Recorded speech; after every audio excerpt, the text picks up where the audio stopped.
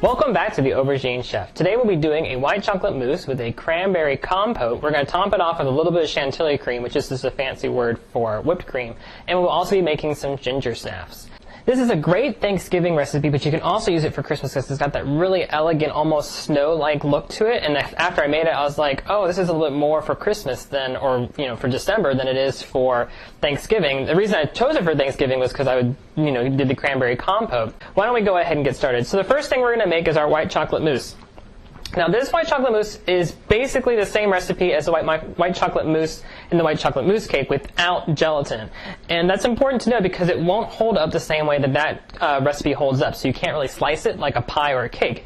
But it's great for things like tartlets, things that you have one or two bites of, edible cups, so like if they're chocolate cups or pastry cups and stuff like that. Or you can do what I'm going to do and just put it in a variety of glasses. Now, I couldn't decide which glass I liked, and because I don't have 8 or 10 of the same glass, it didn't really matter anyway. So I'm doing about 8 to 10 different glasses. Alright, so we're melting 6 ounces of white chocolate over a double boiler on a stove, and a double boiler is just a regular pot of 1 to 2 inches of water with a stainless steel bowl on top. We have the white chocolate in the stainless steel bowl, stirring it every once in a while to make sure that chocolate gets melted evenly. And be sure to use your favorite white chocolate. Don't feel like you have to use like the chocolate chips that you find in the baking aisle. And another thing too is you want to make sure that you're using real white chocolate. A lot of the white chocolate in the stores will say like baking chips or something like that. It won't have the word necessarily chocolate on it. It'll say like white premium chips or baking chips on it. And so just turn it over, read the ingredients, and if it says that if the first couple of ingredients say something along the lines of like palm oil or hydrogenated palm oil, that means that the cocoa butter has been taken out and you're basically just getting candy, which is fine. I mean, if that's what you're going for, but you really want to go for something a little bit more elegant. So check your candy bar aisle and see, because I'm using, I think it's the Lindt chocolate, so it's like a Lindt chocolate or whatever you can find. Just make sure it says cocoa butter on the back. So we're melting that down over the double boiler, and once that's just about melted and it's almost there, we're going to warm up 5 ounces of whole milk in a small pot and bring that to a boil. Once those warm up, we're going to combine those together, and we're going to temper our 5 egg yolks here. Now I'm using pasteurized eggs because even though it gets pretty hot, it doesn't necessarily cook. So just to avoid salmonella issues, I'm using pasteurized eggs, and you should be able to find that in your dairy section. Alright, so our chocolate has pretty much melted, so we're going to go ahead and add in our 5 ounces of whole milk. You may see a few chunks of my white chocolate because it might have gotten a little bit overheated while I was recording my introduction. That's okay, so we're going to go ahead and hope that the milk melts the rest of the chocolate. So we're just going to pour that right in. See, it's a pretty small pot. It's just a very small amount of milk. And we're going to go ahead and stir that together until it's completely melted. You can use a whisk or a wooden spoon, but a rubber spatula really makes sure you get those corners on the bottom of the bowl so everybody gets melted and no one gets left behind.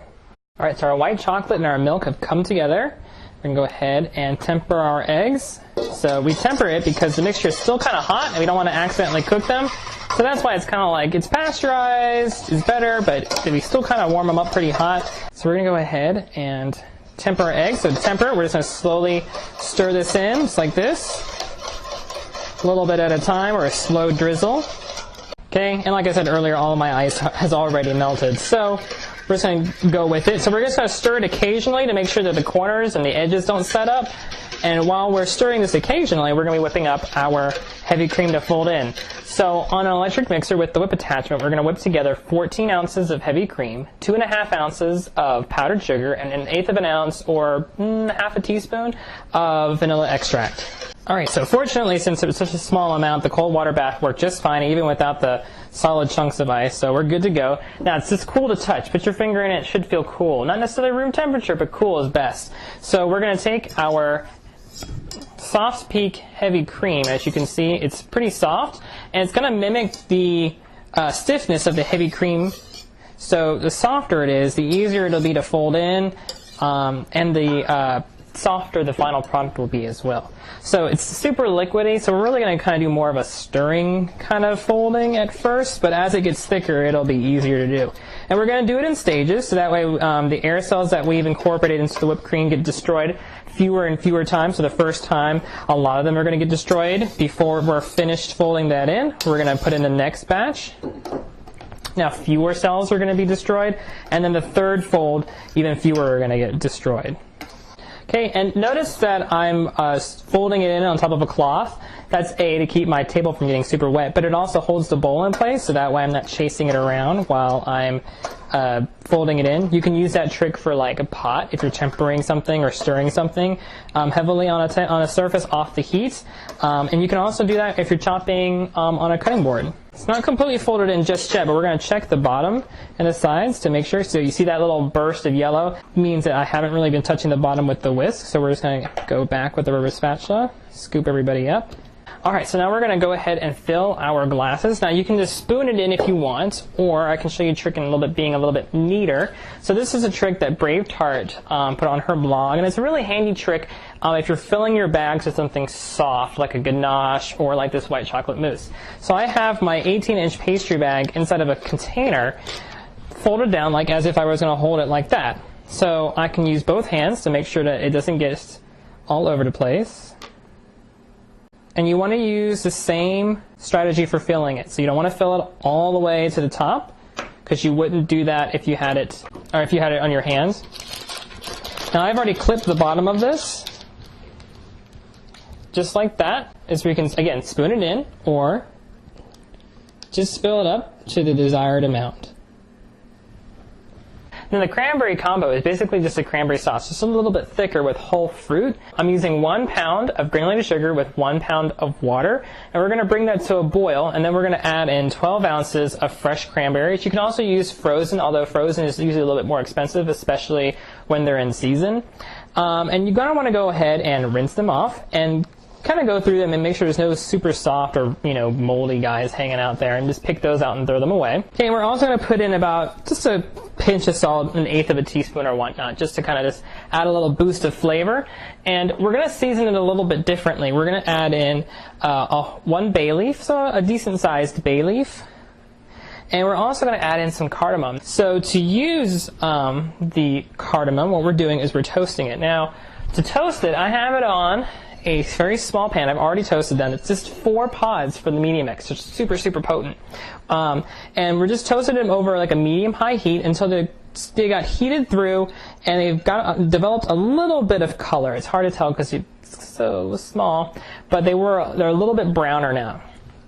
Now you can find whole cardamom pods usually in international food markets, especially like halal markets. Middle Eastern markets is usually where I find them, and that's usually where you can get the best prices. If you get them from like an American grocery store, they're going to be a lot more expensive, just like your vanilla beans. And you can also get them online. So what we're going to do is we're going to take them. They're not super cool yet, and we don't have to worry about them being cooled off, because we're going to put them into our mortar or pestle, or whatever you're going to use to mash them. You can use the edge of a knife if you want. And we're just going to break them up, separate out the husks and the little pods and seeds on the inside. And those are what you're going to use. And you can see it's still a pretty good amount, so I'm probably just going to use maybe even just like half of that. I guess my pods were very plentiful. And that's a pretty decent amount. Try it this way first. If you wanted a little bit more, a little stronger flavor, definitely add a little bit more cardamom and whatnot. So what we're going to do now is we're going to bring it to a boil. And before we do that, we want to make sure, especially since we were spending our time getting those cardamom pods ready, we want to go through and make sure the sugar is loosened up. So it should be like almost like a solution. And that's because if we let it sit on the bottom like that, it's going to burn on the bottom. So just run your fingers along the bottom and just bring it to a boil over high heat. Alright, so our mixture is just about coming to a boil. I can smell that cardamom. It's super potent. I love it. Now, you can customize this any way you want with other whole herbs and spices. You can put cinnamon sticks in here, for example, and make it a little bit of a cinnamon flavor. And of course, you can do the traditional thing and use citrus zest, like orange zest, and just dump that right in, or put it in at the end, of course. Okay, so now that it's come to a full boil, now at this point, you can take it off the heat and scoop out those cardamom pods, because they're going to continue to steep, but more importantly, they're going to have a little bit of a weird crunch in your final sauce. And it's not a huge deal. I'm going to leave them in just so I can get a more potent cardamom flavor, but feel free to take them out. You can leave the bay leaf in now because it's very easy to take out even after you put the cranberries in. But once you put the cranberries in, it's almost impossible to get those cardamom pods out because they're so dark and the sauce is going to be really dark. Alright, so we're going to go ahead and add in carefully our cranberries. And you might start to hear them pop So be aware of that. I was not prepared for that. Ooh, do you hear that? They're popping. There you go. See, I knew it looked funny because the recipe test I used the larger pot. So now we can turn it back up without worrying about it bubbling over and popping everywhere. But you can see it's already got that nice, gorgeous, bright red color. All right, so at this point, you've got yourself a nice cranberry sauce or cranberry syrup. So you can take it off the heat, and you still got large chunks of cranberries in there and a very thin liquid. But remember, we're looking for a thicker sauce because it's a compote. So we're going to cook it to 224, 223 degrees Fahrenheit, and that's going to make sure that we get a thicker sauce. Now, I know that using a thermometer is a little cumbersome, but it's going to allow it to be very specific because whenever you cook it to 223 degrees, it's going to be the same kind of consistency because that's a lot of times it's a measure of how much water is left because it can't get to a higher temperature if there's still a lot of water in it. So we're going to go ahead and cook this to 223 degrees. We're going to take it off and let it cool down to room temperature. I'm going to pop it into the fridge, let it cool off. Now you could use it right away if it's still super hot, because it's a nice contrast in flavor. Keep in mind that it will melt your mousse a little bit, so that means that it's going to discolor it a little bit because you're going to get a little bit of mousse in your sauce, but it's going to have a nice contrast. And make sure you take out the bay leaf before you store it because that bay leaf can make your sauce a little bit bitter. Now the white chocolate mousse and the cranberry compote are really great together, and that's all you really need, but when I was in school, we always learned that a dessert needs something hard, something crunchy to go along with it, to make it a full experience. So we're going to make ginger snaps to round out the experience and make it a little bit more Thanksgiving-y and Christmassy and holiday-y. And so what we're going to do is we're going to take 1.5 sticks or 6 ounces of unsalted butter at room temperature, nice and soft, with 8 ounces of granulated sugar, and we're going to mix that together. And hopefully this won't blow up because this mixer doesn't have a low speed anymore since I broke it. I break all my mixers. So we're going to cream this together until it's light and fluffy. Alright, so this looks pretty good. I'm going to scrape down the sides of the bowl. Then we're going to add in 1 egg and some splash of vanilla extract, and we're going to beat that on medium until it's nice and incorporated. Okay, once you add in your egg and your vanilla extract, your mixture should look light and airy like this, with a slight darkness from the vanilla extract. Now we're going to add in half of our dry ingredients. We're going to scrape down the sides of the bowl and then add in our dry ingredients. We have 11.5 ounces of all-purpose flour, 1 tablespoon or about 6 grams of ground ginger. I definitely recommend using the tablespoon this time because scales don't really work so well at a very low light weight. 2 teaspoons of baking soda. And then the ground cinnamon, we're going to add in 1 teaspoon, ground cloves, half a teaspoon, and a half teaspoon of salt. So that's all sifted together in a separate bowl. And then we're just going to add in about a half to a third of this. Okay, and just before it's added or completely mixed in, we're going to add in half of our molasses. We have 3 ounces of molasses here, or about 1/4 cup, and it kind of gets everywhere. Stop it, and then we're going to add in the rest of our dry ingredients, then the remaining, and then we're going to mix it for a little bit. Then we're going to add in the remaining molasses, and then we're going to take it off the mixer. All right, so our finished cookie dough should look something like this. Now, after you've added on all your ingredients, make sure it gets all mixed together, scrape it inside of your bowl, and then give it a good blast on a high speed for like 10 seconds just to make sure everyone's nice and mixed together, and there's still bits of butter that didn't get completely mixed in, but it's not going to hurt anything. So we're going to take our half sheet pan lined with a little bit of parchment paper. We're going to roll our cookie dough into 1-inch-ish balls. It's a little bigger than 1 inch. And then we're going to roll it in some demerara sugar. And that's going to give it a nice glistening effect. You can use just about anything. You can even leave them plain if you want, but you should definitely try to roll it in something so it has a little bit extra character.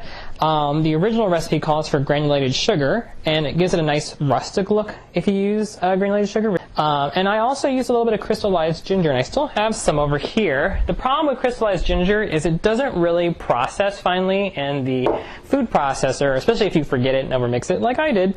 Because then it gets kind of gummy. You can chop it up by hand using a knife, but it also makes your cookies a little bit chewy and gives an extra burst of ginger. So go for whatever you feel like you want to achieve. And you can place these semi-close together. Give them about 2 inches of space because they will spread a little bit. I'm getting bigger and bigger on these. And then we're going to bake them in the oven at 350 degrees for about 15 minutes. Alright, so our cranberry sauce is nice and cooled off. I popped it into the freezer for a little bit just so it cooled down a little bit faster for the filming. And as you can see, it's nice and thick. It's a lot thicker than your average cranberry sauce. It's nice, so it's a nice compote. This is our white chocolate mousse in the various glasses. And I'm just going to do one real quick and then kind of wrap up filming from there. But basically all you want to do is scoop this right on top. Just want to fill that guy up. So you can see just like that. Then we're going to take some soft peaked whipped cream, very, very soft. This is 8 ounces of heavy cream, half an ounce of powdered sugar, or no powdered sugar, because you know there's a lot of sugar in this, and it's a splash of vanilla extract. And we're just going to put a little dollop on top. And then we're going to just put like a breath of nutmeg on top, just to add a little bit of color and just a teeny bit of flavor. You can use anything you'd like. Orange zest would be good, especially since there's no zest in the cranberry, so that way kind of get a double flavor profile there. If you're feeling saucy, you could do a little bit of black pepper on top. Here are our ginger snaps out of the oven. They're nice and cooled off now, so they won't melt anybody.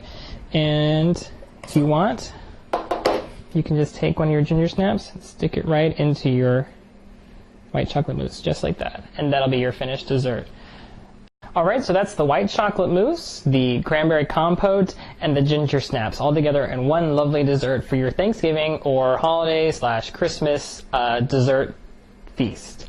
Remember that you can switch up the recipe for the white chocolate mousse by using like soy milk or almond milk or however you want to do that. Just make sure if your guests have any allergies, let them know what's in it, of course. So anyway, I hope you learned a lot today. Thank you for watching, and remember, the Aubergine Chef demystifying dessert one recipe at a time.